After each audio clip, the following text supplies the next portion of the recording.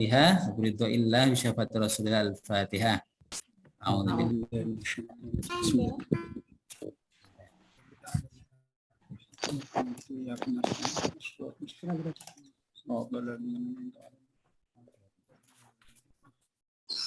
Amin ya rabbal alamin. Baik, Bapak sekalian. Pada pertemuan kemarin kita sudah sampai pada kisi-kisi nomor 40, nggih? Iya, Pak. 40 yaitu tentang syirik. Ya, tentang syirik. Sekarang kita masuk pada kisi-kisi nomor 41, di mana di sini disajikan beberapa contoh perilaku menyimpang yang terjadi di masyarakat.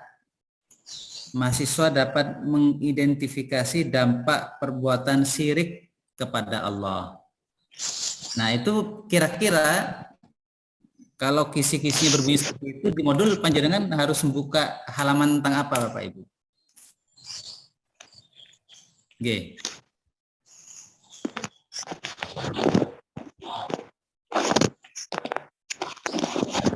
Halaman tentang apa kira-kira?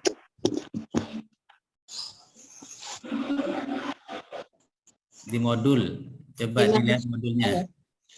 Iman kepada Allah. Syirik ya, itu kan dampak atau dampak dari perilaku syirik. Ya, dampak perbuatan syirik kepada Allah.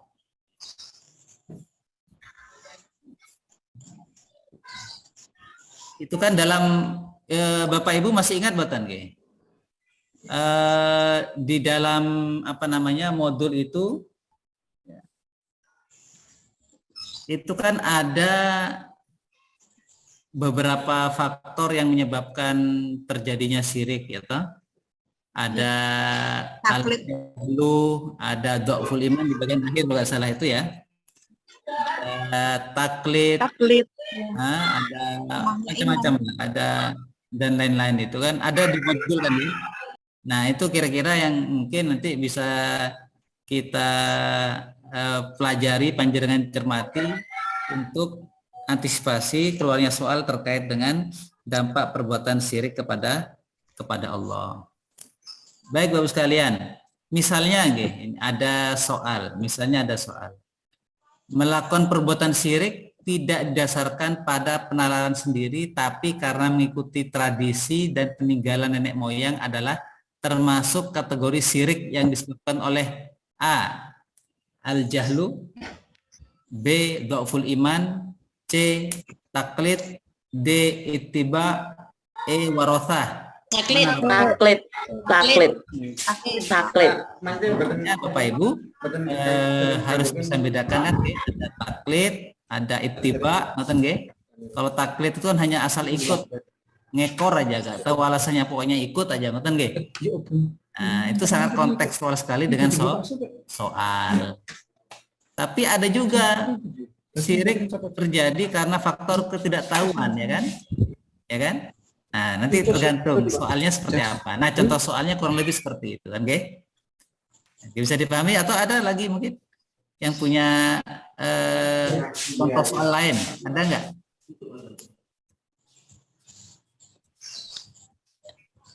Nggak ada, Ge? Di resum sebenarnya dulu pernah, Pak. Ada ya? Ya ada, cuman kan ganti laptop nggak ada.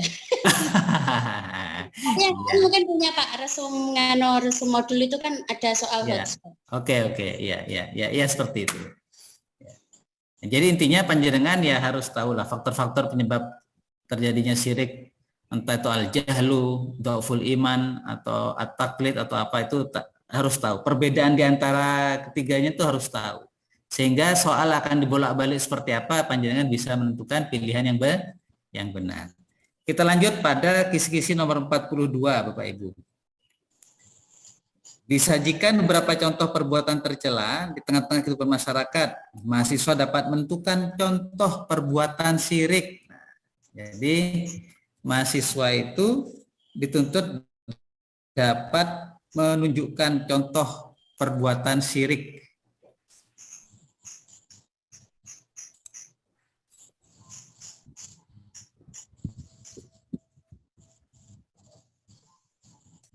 Apa misalnya Bapak sekalian?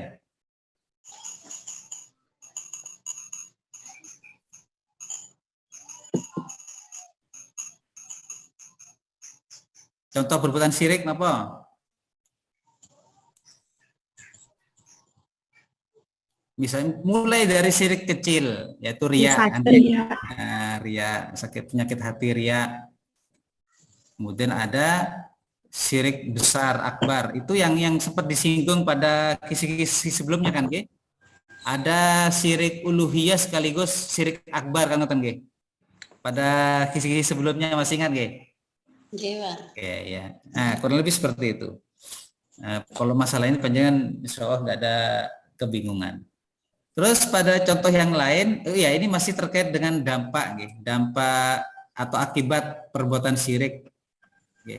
Misalnya Bapak Ibu, ya misalnya ada beberapa soal sebagai berikut, misalnya seperti ini. Saya contohkan dulu. Bentar. Ini ada di mana? Oh, ini. Ya, saya share screen dulu ya.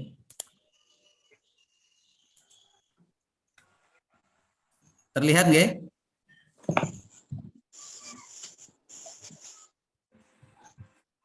Terlihat?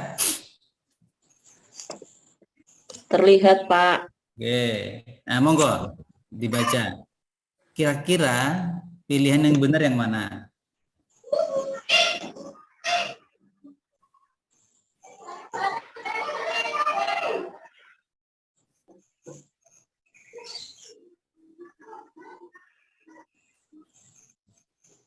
Ini yang butuh ketelitian dan ingatan. Dalam modul ada itu.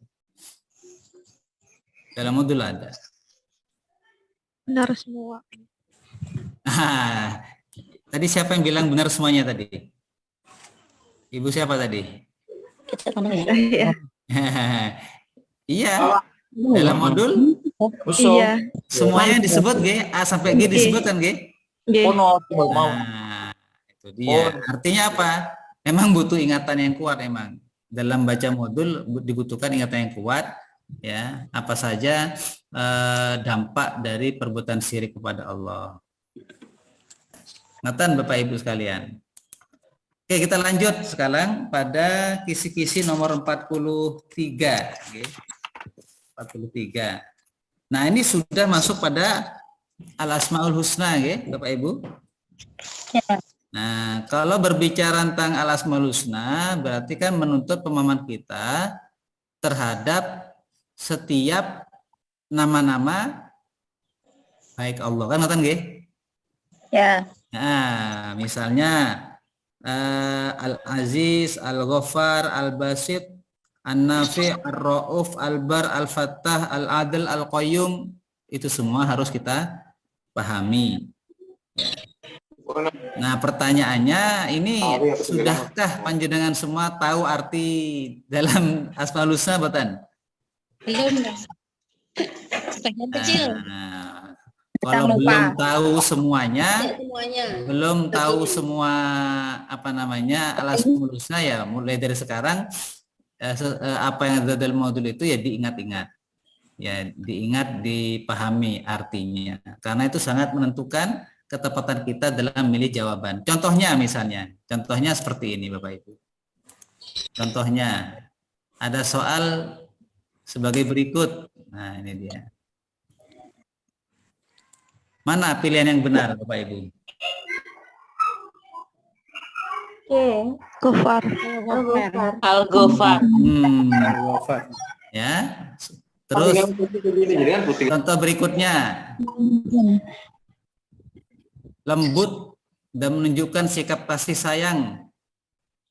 Berarti yang mana? Ar-Ra'uf. Ar-Ra'uf, ya. Terus contoh yang lainnya. Yang mana ini? Menjaga dan memelihara. Wakil. Nah, beda-beda toh, ada Al-Wakil, ada Al-Hafid. Yang benar adalah Al-Hafid. Ini ada Pak Hafid kok di sini ya. Pak Hafid, halo Pak Hafid, sudahkah hadir dirimu? Pak Hafid. Wah, namanya disebut. Contoh yang lain, 46. Bertanggung jawab. Bertanggung jawab. Al-Mu'min. Mumin, Pak. Nah, mulai Al-Mumin. tepat. Kalau matin kokoh. Matin mati. Matin kokoh. Al-Mu'min. Al-Mumin. Al-Mumin apa artinya Al-Mumin? Keamanan. Jawab. Nah, makanya dilihat di modul di sini yang diinginkan ini adalah ternyata al-wakil. Al-Wakil. Al-wakil dilihat di modul itu kan. Elaborasi arti dari al-wakil itu apa? Di sini kan apa? Bertanggung jawab. Contoh yang lain. Nah, ini kan artinya menuntut pemahaman kita kan, ya. 47. Berikan suri tauladan, berusaha keras mencari rezeki yang halal Ar-Razzaq. kepada lingkungan di sekitarnya. Ar-Razak. Ar-Razak. Yang beri rezeki. Pemberi rezeki. Contoh 48. Bijaksana. Memutuskan segala sesuatu secara bijaksana. Guru harus bisa memutuskan segala sesuatu secara bijaksana. Al-Hakim. Begitu, nggih. Nah, itu dia contoh-contoh soal terkait Asmaul Husna. Intinya menuntut pemahaman kita terhadap nama nama baik. Sebenarnya tidak ada yang terlalu sulit, tinggal kita pahami saja. Tapi kadang bingung, Pak. Oh iya. Nah, bingung biasa. Karena panik, Pak. Jangan panik. Bingung. Kalau panik malah lupa semua bacaannya, gitu. Maka doanya sebelum ujian, ya Allah, buatlah aku tidak panik, ngoten nggih. Kita nggih.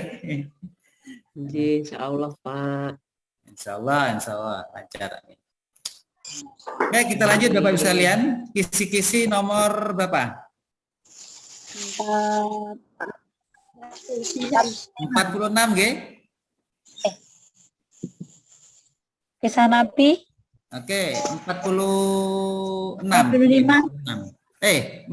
nggih. 45. Nah, mahasiswa dapat menunjukkan kisah Nabi Sulaiman alaihissalam dalam Al-Qur'an. Menunjukkan kisah Nabi Sulaiman dalam Al-Qur'an. Di antaranya diceritakan dalam surat apa Bapak Ibu? An-Naml ya, yang sangat populer itu An-Naml ya, yang pada saat Nabi Sulaiman itu sama bala tentaranya melewati satu ini, kemudian beliau mendengar perbincangan semut ya. Nah, dalam surat An-Naml. Oke. Kalau bagian ini ya terus sulit. Kemudian juga ada pada kisi-kisi nomor 46, mahasiswa dapat menilai karakteristik umat Nabi Sulaiman. Bapak Ibu, apa karakteristik umat Nabi Sulaiman? Umatnya Nabi Sulaiman mencakup apa saja? Semua kalangan ya, Pak. Ribon? Semua makhluk ya. Ada manusia, Iya. ada jin, Ada ada binatang. hewan. Nah, Ya. berangkat dari jenis umat Nabi Sulaiman tadi, kira-kira dan kisah-kisah ya tentang mukjizat Nabi Sulaiman, kira-kira bagaimana atau apa karakteristik umat Nabi Sulaiman? Kuat. Kuat, ya. Kenapa dikatakan kuat? Ya terdiri dari ini ya. Banyak. Jin, Ya. macamnya. Terus apa Jin. lagi? Besar. Ilmu tinggi. Ada yang pintar juga gitu kan, ya. Ciri-cirinya itu begini, ketika salah satu jin itu menawarkan jasa pada Nabi Sulaiman untuk apa? Memindahkan singgasana ya.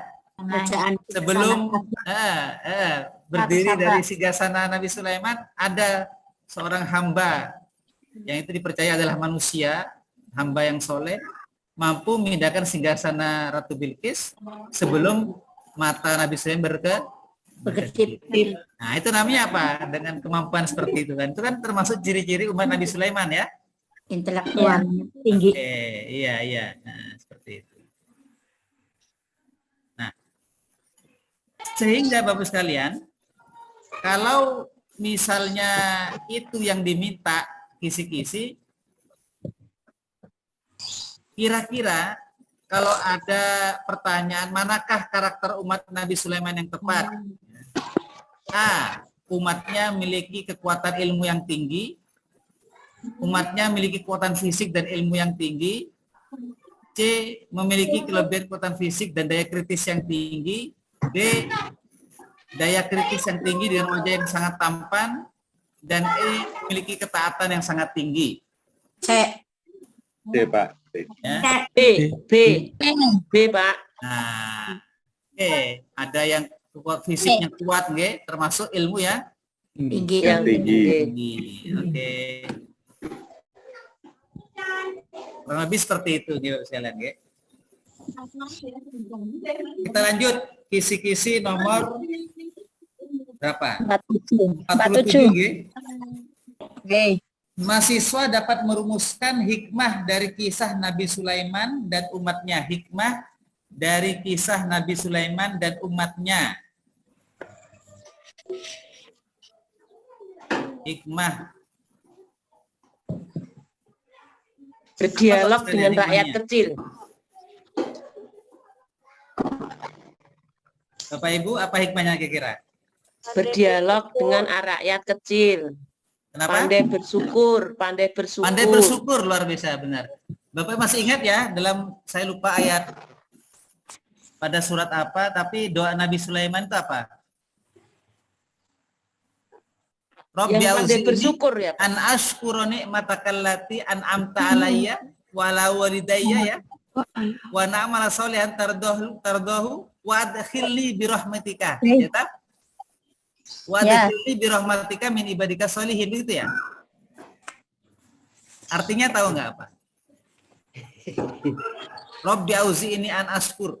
Nah, ya Allah, berilah, karuniailah, anugerahilah aku kemampuan untuk apa? Bersyukur. Bersyukur. Luar biasa ya kemampuan Nabi Sulaiman itu, tapi beliau masih nggak lupa bersyukur. Padahal karena kenapa ini penting bersyukur Bapak Ibu? Dalam surat ayat yang lain itu Allah berfirman, wa qalilum min ibadiyas syakur. Ya. Dan sangat sedikit dari hamba-hambaku itu yang pandai bersyukur. Ya toh? Kurang aja ya. Merasa kurang terus sampai lupa bersyukur ya. Nah, itu dia. Ya intinya hikmahnya diantaranya apa? Saya pertama, Rabbi auzini an askur ni'mataka allati an'amta alayya, ya. Pandai bersyukur. Bersyukur terhadap nikmat yang diberikan Allah kepada kita, kepada manusia. Wala walidayya. Jadi wan amala solihan. Apa? Melakukan amal solih. Yang seperti apa? Wan amala solihan tardahu, yang diridai oleh Allah. Makanya kemudian wa adkhilni bi rahmatika min ibadika sholihin. Ya.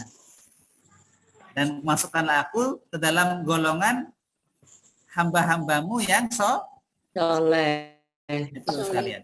Pandai bersyukur dan beramal solih di antaranya hikmahnya.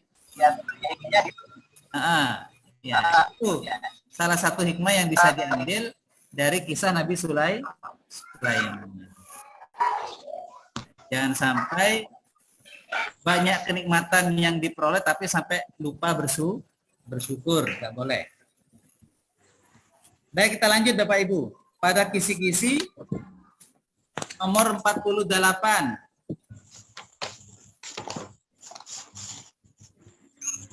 Ini banyak yang Nabi Sulaiman ya. Mahasiswa dapat mengidentifikasi keteladanan kisah Nabi Sulaiman dan umatnya. Tadi sudah ya diantaranya ya, tadi sudah. Keteladanan Nabi Sulaiman. Kalau umatnya apa keteladanannya? Ketaatan ya terhadap pemimpin ya. Antara pemimpin itu bagian dari hikmah kisah Nabi Sulaiman ya.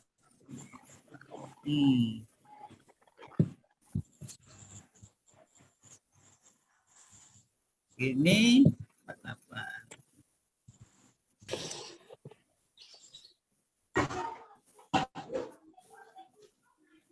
Baik. Lanjut, Bapak Ibu. Kisi-kisi nomor 9. 49 ya. Nah, ini kita masuk pada Ashabul Kahfi. Nah, kisah Ashabul Kahfi. Mahasiswa dapat mengidentifikasi kisah Ashabul Kahfi dalam Al-Qur'an. Coba, hal penting apa yang panjenengan ingat terkait kisah Ashabul Kahfi ini? Tidur. Tuan Iman, Pak. Dari tidur dalam gua. Iya, kenapa kok ada pemuda tertidur di gua itu kenapa? Tidur karena bagaimananya Mananya melarikan diri dari penguasa yang zalim. penguasa yang zalim. Nah, melarikan diri ya dari kekejaman raja ya saat itu yang memaksa mereka untuk apa? Untuk menyembah selain Allah. Nah, kemudian Ashabul Kahfi ini dikejar-kejar sampai kemudian tibalah mereka di gua, mereka sambil situ dalam persembunyiannya mereka tanpa sadar tertidur gitu. Nah,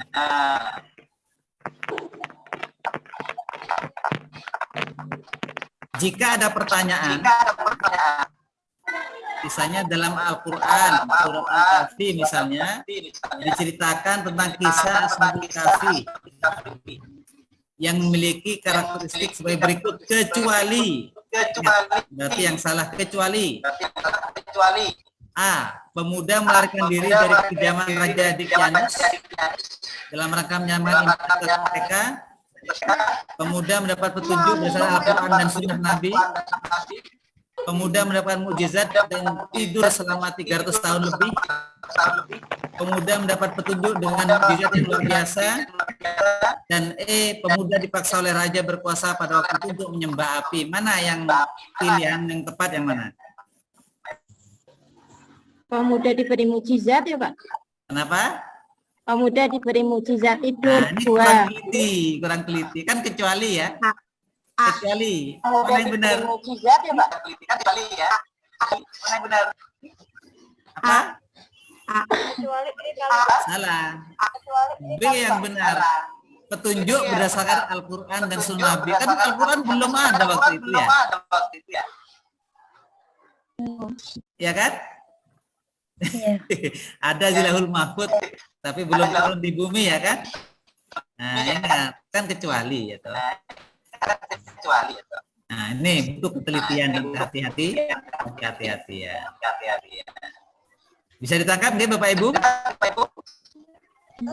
Pak, insyaallah. Suaranya Suaranya gema, Pak. Suaranya kedengeran. Begitu. Suaranya ganda, Bapak Burosi. Suara saya kurang jelas ya. Ganda, suaranya Ganda. Ini di tempat saya. Mungkin karena Di tempat mic-nya pada saya. menyala semua, Pak. Ini hujan deras. Jadi mungkin suara saya kurang bagus di sana. Oke. Kita lanjut. Kisi-kisi nomor 50. Mahasiswa dapat merumuskan keteladanan kisah Ashabul Kahfi. Merumuskan keteladanan kisah Ashabul Kahfi.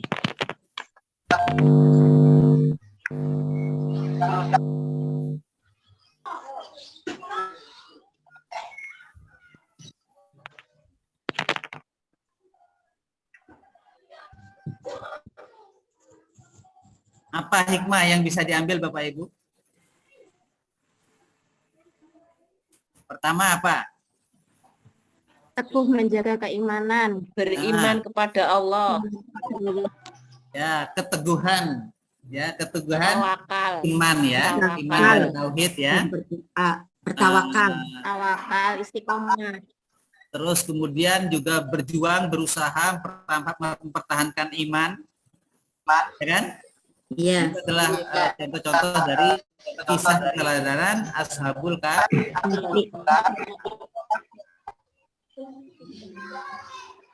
Kita lanjut lagi. Nah, sekarang kita masuk pada kisah Nabi Yunus. Merumuskan kisah keteladanan Nabi Yunus dalam Al-Quran. Lanjut pada kisi-kisi 52. 52 itu masih sama ya, keteladanan Nabi Ayub. Oh ya, kisi-kisi 51 Nabi Yunus, 52 Nabi Ayub, 53 Nabi Yunus lagi nih. Hikmahnya. Oke, sampai dengan 53 dulu. Sampai 53 dulu. Baik, kita mulai dari yang Nabi Yunus. Nah, apa mukjizat Nabi Yunus, Bapak Ibu? Bisa hidup di dalam ikan paus selama 40 hari ya. Beliau dikenal sebagai nama lainnya apa? Nama lain dari Nabi Yunus. Zunnun. Sohib Al-Hud. Sohib Al-Hud. Sama Zunnun ya. Zunnun. Ingat, jangan sampai terkecoh. Kadang-kadang nanti kemungkinan dalam pilihan soal itu ada Zunnur. Zunnurain. Ada Zunnur, ada Zunnun. Yang benar apa? Zunnun. Zunnun. Sama Sohibul apa? Hud. Sohibul Hud. Ya. Sohibul Hud. Jadi Zunnun dan Sohibul Hud. Oke. Bapak Ibu masih ingat, ini penting juga, penting. Doanya Nabi Yunus apa? Sangat mungkin keluar juga. Ini sering dibacakan dikir-dikiran sebelum sholat. Iya. La ilaha illa anta. Ada yang ingat apa? La ilaha illa anta subhanaka. Subhanak ini kuntu minaz zalimin. Bagus, luar biasa, panjenengan masih ingat. La ilaha illa anta subhanaka inni kuntu minaz zalimin. Nah, luar biasa. Itu sering dibacakan dikir-dikiran sebelum sholat ya. Betapa Nabi Yunus itu merasa bersalah gitu ya, banyak melakukan kezaliman gitu ya, maka beliau itu bertaubat ya. La ilaha illa anta subhanaka inni kuntu minadz zalimin. Tuh, luar biasa sekali. Nanti bisa jadi pertanyaan lain muncul ya. Dalam la ilaha illa anta subhanaka ini kuntu minadz zalimin ini adalah doa yang dibaca oleh Nabi siapa, kan begitu ya? Sangat mungkin seperti itu. Oke. Baik, sekarang hikmahnya sekarang. Hikmah keteladanan Nabi Yunus apa? Sabar. Apa? Menyegerakan tobat. Menyegerakan tobat. Tidak putus asa. Ya. Dalam berdakwah. Sabar dan tidak mudah putus asa dalam berdakwah, menyampaikan ajaran manusia. Sabar dan tidak mudah putus asa. Terus apa lagi? Menyegerakan tobat. Menghadapi ujian. Menyegerakan tobat. Sabar ujian. Kemudian senantiasa melakukan apa? Istighfar itu ya, bertobat. Nah, itu dia hikmah-hikmah yang bisa kita ambil dari keteladanan Nabi Yunus, Bapak Ibu sekalian. Baik, kita lanjut. Sekarang Nabi Ayub. Nah, sekarang apa? Kisah keteladanan apa yang bisa kita ambil dari kisah Nabi Ayub? Sabar juga. Kesabaran. Kesabaran juga. Kesabaran terutama dalam apa? Menghadapi musibah. Penyakit.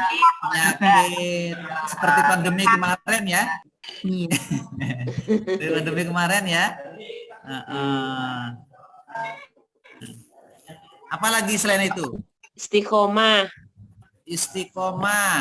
Dalam kondisi sakit tetap taat kepada Allah Subhanahu wa taala. Ya. Baik, kita lanjut sekalian. Tadi kisah Nabi Yunus dan Ayub sudah selesai, kita masuk pada kisi-kisi nomor 54 tentang apa? Al-khulafa Sidin. ar-rasyidun. Sidin. Ya, kalau di depan diawali dengan al, nah, berarti belakangnya juga al. Al-khulafa ar-rasyidun. Mana yang benar? Khulafa ar-rasyidin atau al-khulafa ar-rasyidun? Betul semua. Betul. Nah, ini ilmu bahasa Arab ini, betul semua. Yang salah itu yang bilang al-khulafa ar-rasyidin. Nah, itu salah. Al-Khulafaur Rasyidun. Nah, yang salah lagi khulafa ar-rasyidun juga salah. Salah. Yang Khulafaur benar, Rasyidin. al-khulafa ar-rasyidun atau khulafa Khulafaur Rasyidin. Nah, tul man'ut ya. Baik, Ibu sekalian, kita mulai dari kisah keteladanan Abu Bakar, Bapak Ibu. Bapak Ibu, kisah keteladanan Abu Bakar. Bentar ya.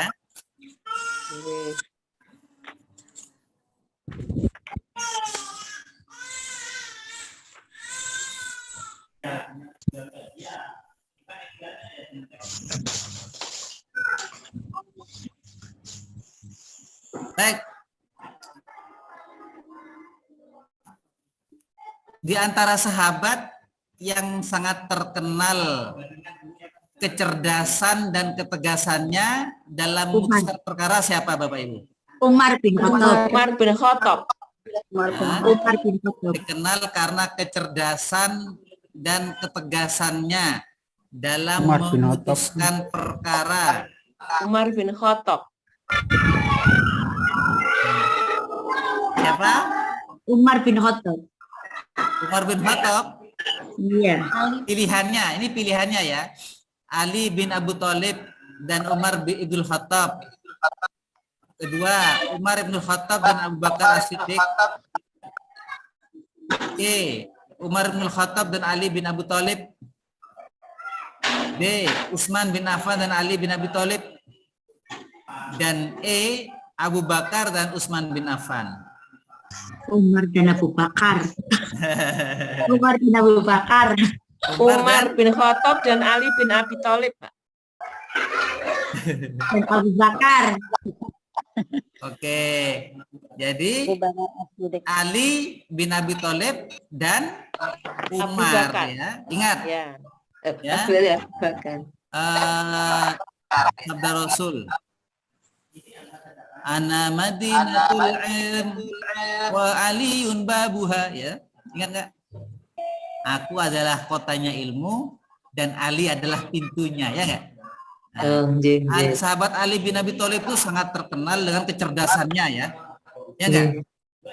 Ingat ya.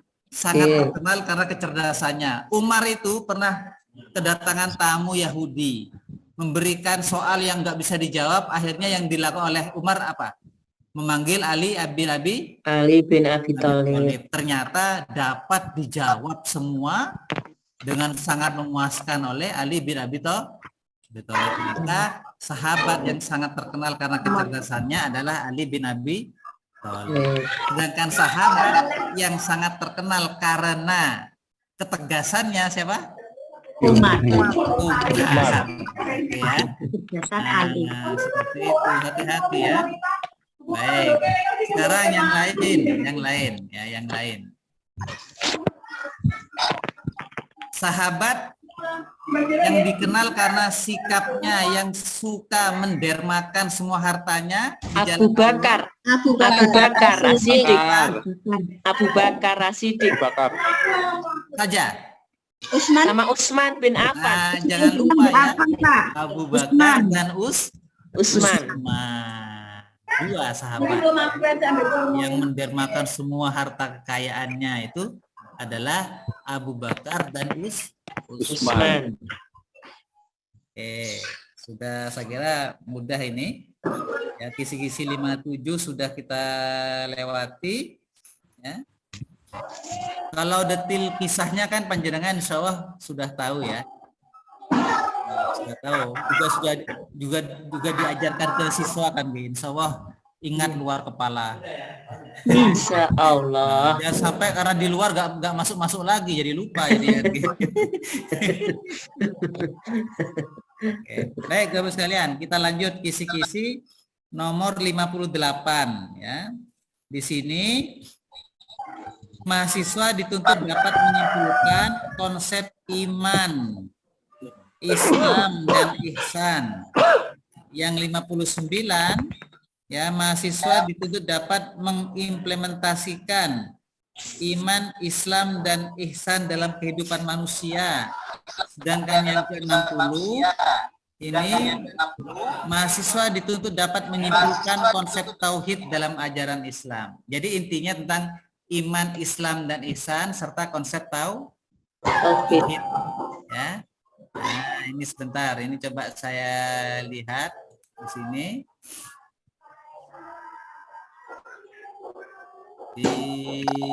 Sebentar.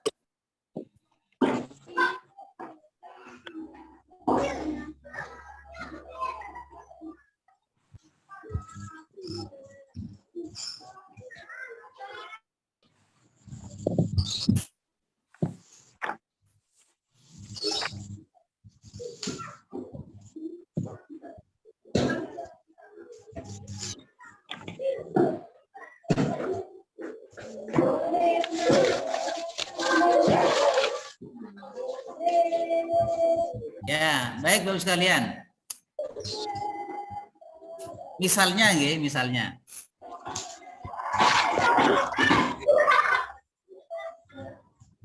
ada soal ya. Berikut ini adalah dalil, saya tampilkan aja. Oke. Saya tampilkan saja dulu sebentar.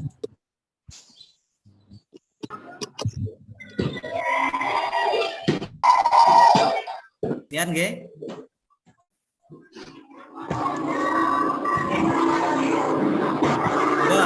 Baca.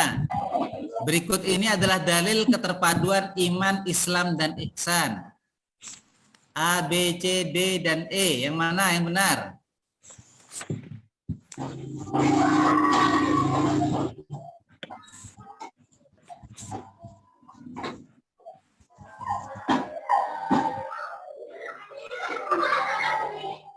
Yang mana Bapak Ibu? Dalil keterpaduan iman, Islam dan ihsan. Yang E.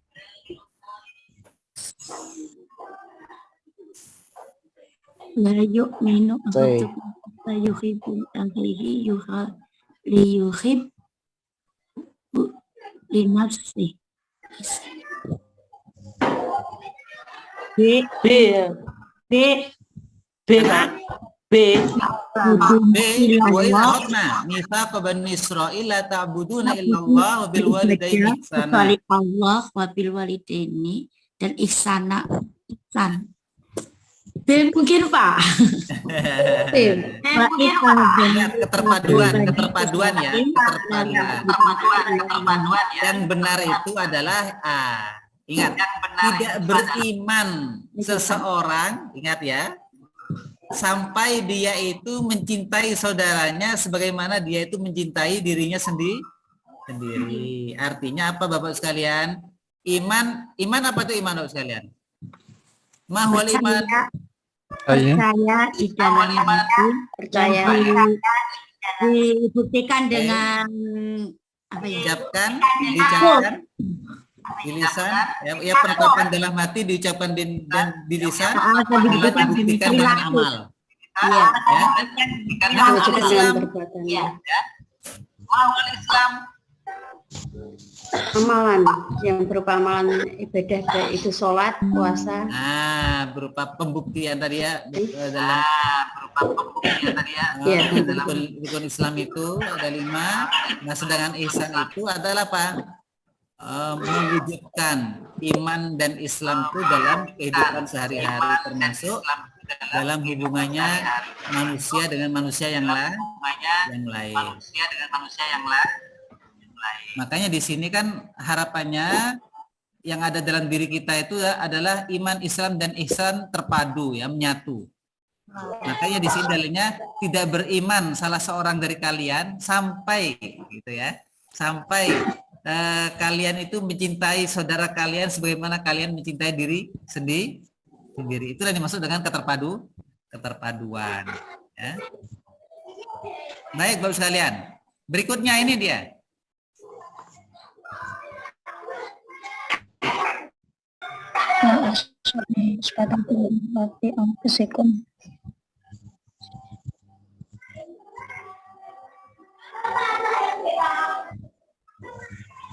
Yang mana Bapak Ibu?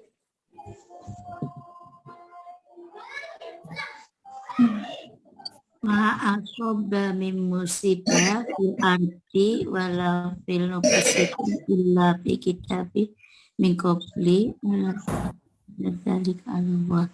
Semua masalah diyakini pasti berakhir bersifat positif dengan sesaat.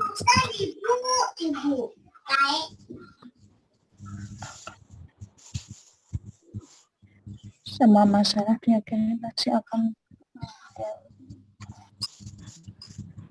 Atakum walakum bima atakum wallahu la yuhibbu kulli mutalin. masuk dan misalnya ada yang bisa aku sih Musibah dari Allah ya sir kayak ada sama abang taraf Mana? B. Oke, ini banyak sekali ya. Ini perlu dispesifikkan memang ya. Di sini memang ma'asoba musibah fil ardi wala fi anfusikum illa fi kitabin qabl an nabra'a inna dzalika Allah yasir. Memang ya ini bahwa semua masalah itu pasti ada jalan keluarnya. Tapi di sini likaila ta'sau ala ma fatakum wala tafrahu, maksudnya itu adalah agar kalian itu apa? Tak sombong gitu. Wala tafrahu bima atakum. Janganlah kalian apa bergembira secara berlebihan. Nah, seandainya biasanya ada soal yang berikutnya, garis bawahnya di mana ya? Jika yang di garis bawah adalah wala tafrahu, berarti apa? Janganlah apa bergembira secara berlebihan. Kalau likaila ta'sau berarti apa? Sedih. Larangan bersikap sombong gitu ya. Nah. Jawabannya apa? Nah ini kurang spesifik ini, kurang ini soalnya. Harusnya ada garis bawahnya. Iya, garis bawahnya itu. Nah.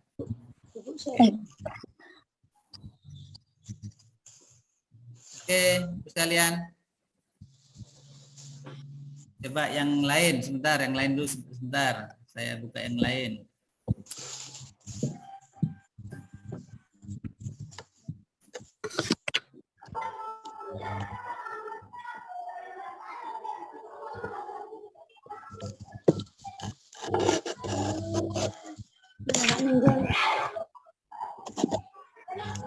Nah, ini ada. Coba.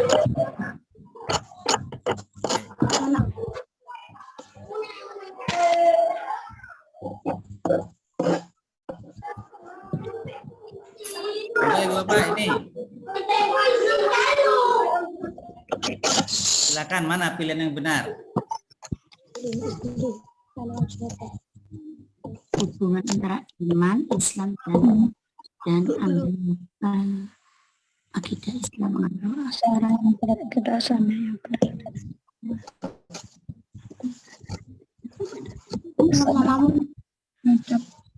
Islam.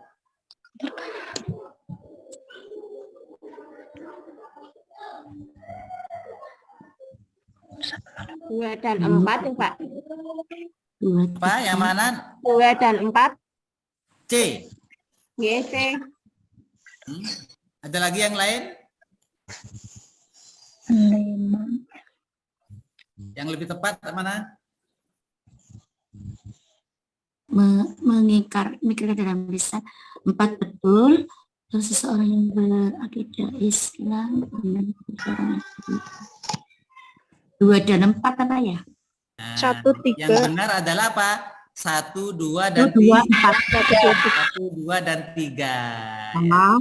Nah, hubungan antara iman Islam dan akhlak itu dijelaskan pada nomor 1, 2, dan 3.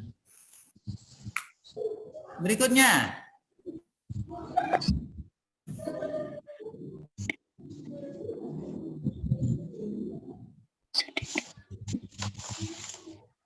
Ihsan. Ini kalau panjenengan buka modul pasti bisa menjawab nih.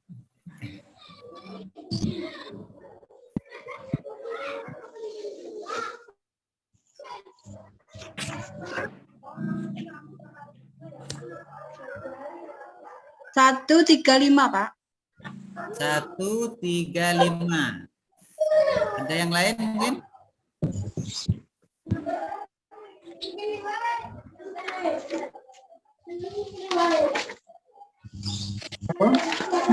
Ihsan itu puncak. Oke, pilihan yang benar itu di sini adalah E, semuanya benar. Ya, semuanya benar di sini. Oke. Yang terakhir Bapak Ibu sekalian.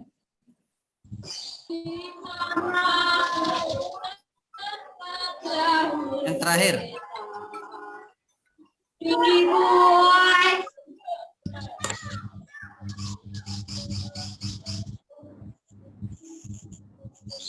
Pilihannya adalah ini.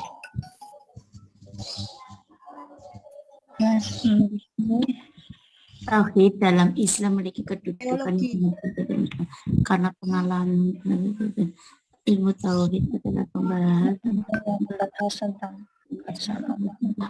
Teologi Islam, Pak. Bapak perhatikan, panjenengan bisa bedakan nggak antara misalnya ilmu tauhid dan ilmu kalam, sama teologi lah. Ya. Kalau teologi itu artinya apa Bapak Ibu?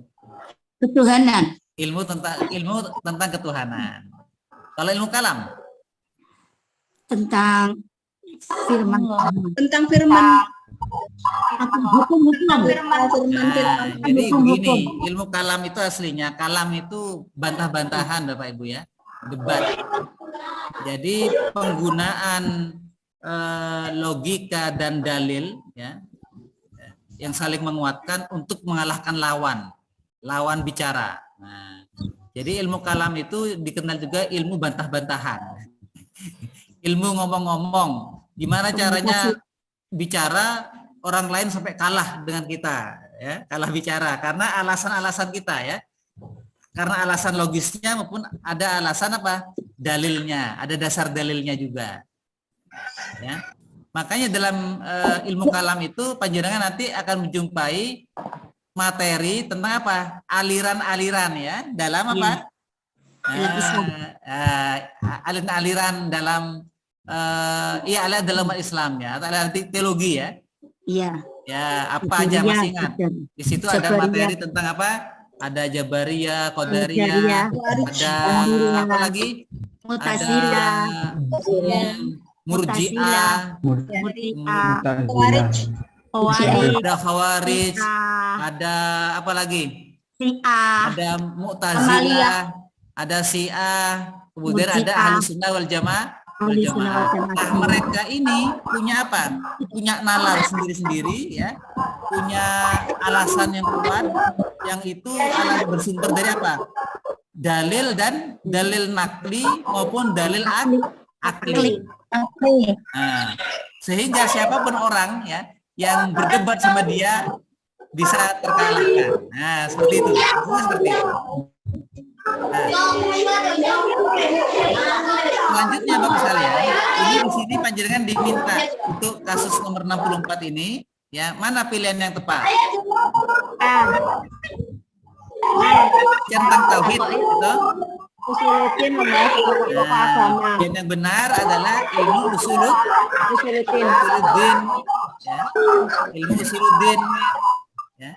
Nah, selanjutnya ini sudah sampai pada kisi-kisi yang ke-40 kita sekarang.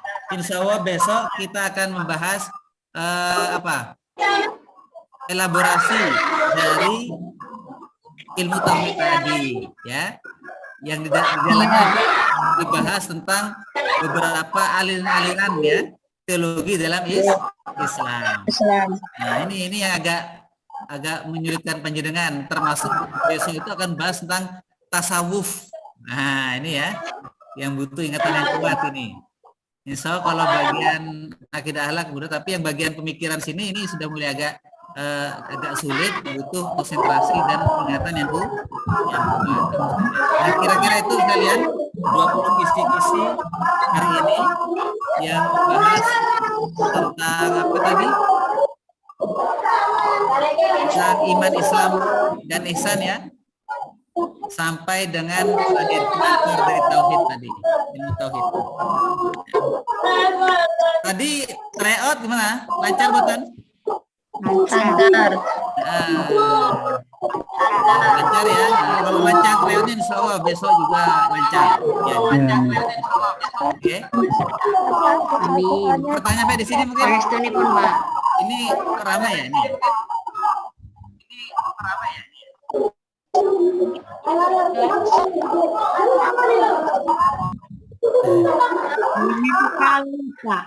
Kenapa?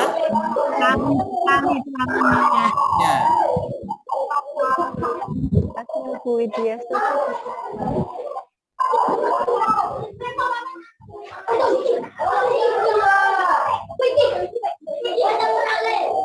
Oh, ini ada siswanya ini. Ada siswanya panjenengan ini. Ada pertanyaan Bapak Ibu sekalian sebelum kita tutup?